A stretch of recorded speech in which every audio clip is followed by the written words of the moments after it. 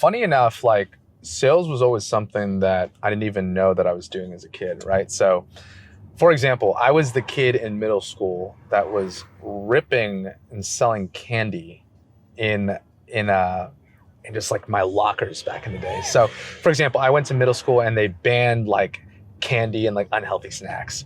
So, funny enough, my 13-year-old mind saw that there was a demand and there was a lack of supply, right? So, what I do, I went to Costco with my mom. I started getting these like lollipops, and I still remember it to this day. It was one for 25 cents, three for 50, right? And I just remember like being in my locker, slanging these like Tootsie Roll lollipops, like going in there. People, it was, funny enough, it was almost kind of like a drug deal back in the day.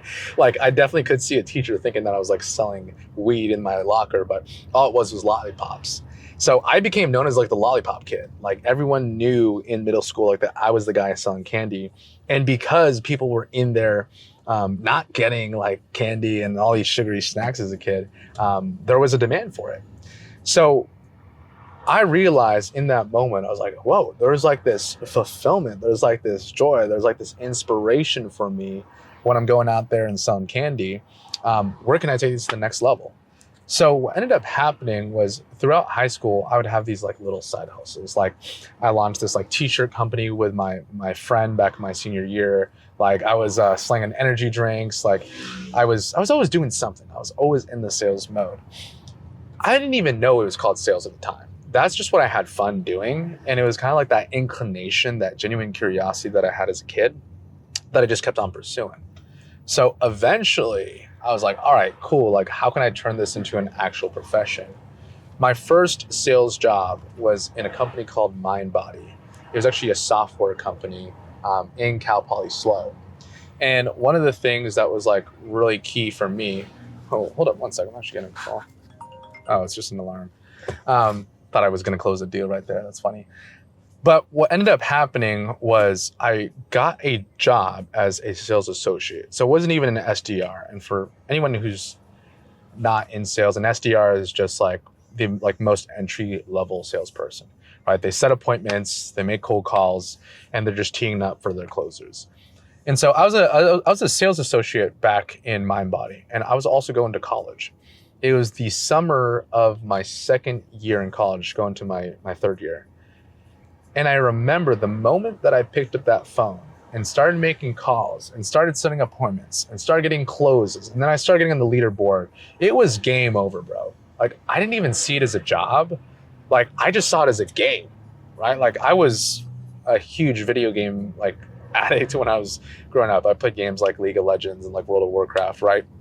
And I would get the same dopamine hit from sales that I used to get in video games. So what I do? I transformed something that was like unhealthy in terms of like a video game addiction in towards my game, which is sales.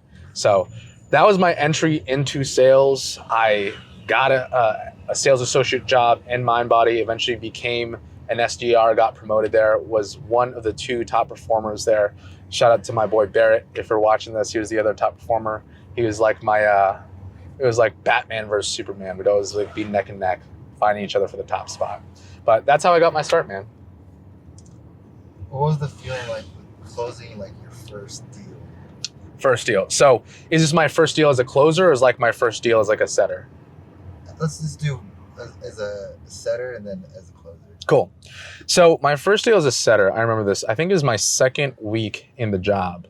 And here's the thing, guys, is as a setter, when your closer actually closes a deal, like it's a great feeling. It feels good. I remember like I got to ring the gong in MindBody and like everyone was like cheering and it's like, yep, this feeling of like wanting to do more of that definitely took hold. But the real emotion, like the real like taste was closing my first deal as a closer. So this was back actually in 2018. So I was working for an online marketing agency at the time, and we were selling like fitness professionals who wanted to grow their business online, get more leads, all that fun stuff. Here's the thing. That price point back in the day was only $1,000. Like I remember thinking, oh my gosh, like $1,000, that's so much money. And I was a college kid in my senior year at the time. And I was thinking, dude, like who'd ever buy this for $1,000? Like, oh my gosh, that's so much money.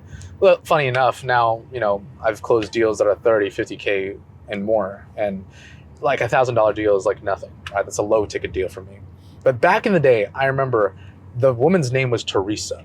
So Teresa, if you're watching this, shout out to you because you helped me close my first deal. You might not know this at the time, but I just remember I actually rewatched this video like two and a half, 3 years ago. I was rewatching this video of me closing my first deal.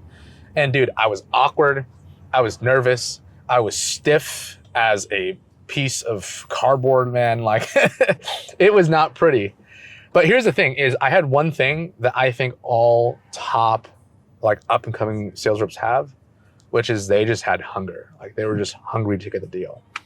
And so it was awkward. It was not smooth. It was kind of like losing your virginity for the first time. Like it just wasn't pretty, right? And I closed the deal. I remember I closed the Zoom room. I was stuttering over my words as I was collecting the payment. And once I got past that fear of nervousness of actually seeing the thank you ever see the payment, bro, I was on cloud 9, right? Like I'm not kidding when I say this, but closing your first deal as a closer is literally the best feeling. It's the best drug in the world, right? It was better than my graduation.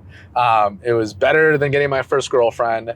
It was better than, you know, hitting some great feats and great goals when I was an athlete. Like there is a no better feeling than getting your first close. And here's the thing.